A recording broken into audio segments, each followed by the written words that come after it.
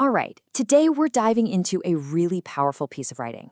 Think of it as a kind of spiritual map, a framework for understanding our place in the world.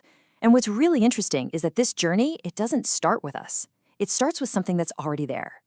The whole thing kicks off with this incredible line. Just listen to that. Grace descended before asking, and mercy preceded deserving. It completely sets the tone, right? It tells us right away that this isn't about earning your way or striving for some prize. It's about waking up to a gift that's already been given. So, before we even get to our role in all of this, the text lays out the foundational reality. It's like the stage has been set long before we ever walk on. So, let's take a look at the three core pieces of this given terrain. Okay, first up, there's grace. And the text defines this as the absolute starting point. It's not a reward you get for being good. It's the permission that gets your heart ready to even start the journey. It's kind of like getting an invitation in the mail before you even knew there was a party. Next, we have truth. And this is a big one. The text is really clear. This is an absolute. It's not your truth or my truth. It's a solid, objective reality that doesn't care what we want or what we think. It just is. Like a mountain. You can't wish it away. And the third piece of the foundation is form. Now, this is a fascinating idea. Form is described as a kind of protective container for the truth. It's a veil that shields us from a light that's so bright it could actually overwhelm us. So it's a kindness, really.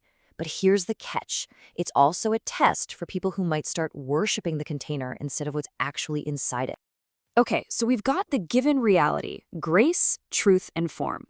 That's the stage. Now, the whole thing pivots and the spotlight turns on us. This is where we come into the picture and where our choices suddenly become, well, everything. Which leads to the essential question, right? If this whole unchangeable landscape is the stage, then what's our part to play? What are we actually supposed to do? And the answer begins with our will. And this is a really brilliant distinction. The text isn't talking about willpower, like gritting your teeth and forcing something to happen. It's talking about will as a direction. Like a compass needle, it's about which way you are fundamentally pointing yourself. And this brings us to the most basic choice there is. Our will can either lean in towards that reality of grace and truth, which is an act of surrender, or it can lean away from it, which is an act of refusal, of putting the self first. That's it. That's the fork in the road. Now, that choice has a huge ripple effect. Because once the will picks a direction, our thought just follows along. Our thinking isn't the leader here, it's the servant. So if the will leans into surrender, our thoughts start to weave clarity. But if it leans towards refusal, well, then our thoughts just start spinning excuses and creating a whole lot of confusion. And, as you can probably guess, picking the wrong direction has some pretty serious consequences. The text is very, very clear about the kinds of trouble we get into when our own faculties are out of sync with that given reality. It lays out 4 major pitfalls. First, you have people who worship the form, the rules, the rituals, and completely forget the truth inside. Then you have those who claim to have the truth, but have no grace, and they just become hard and judgmental. Or what about those who just rely on their own thinking without a submitted will? They just get lost. And finally, using your will without seeing life as a gift. Well, that's how tyrants are made. But it's not all doom and gloom, thankfully. The text doesn't just point out all the ways we can mess up, it shines a light on the alternative. It shows us this other way, what it calls the path of the guided, which is all about getting back to clarity and alignment.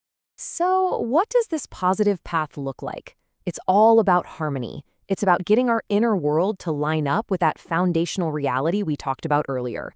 The will submits to truth, thought humbles itself and follows along, and life itself is lived as this sacred trust, not as something we own. The text even gives us this really simple, visual map to make it all clear. See this? That top line, that's the given, the divine reality that doesn't change. The bottom line, that's us, our human choice. And the whole spiritual task, the whole game, is to get our bottom line to line up perfectly with the top one.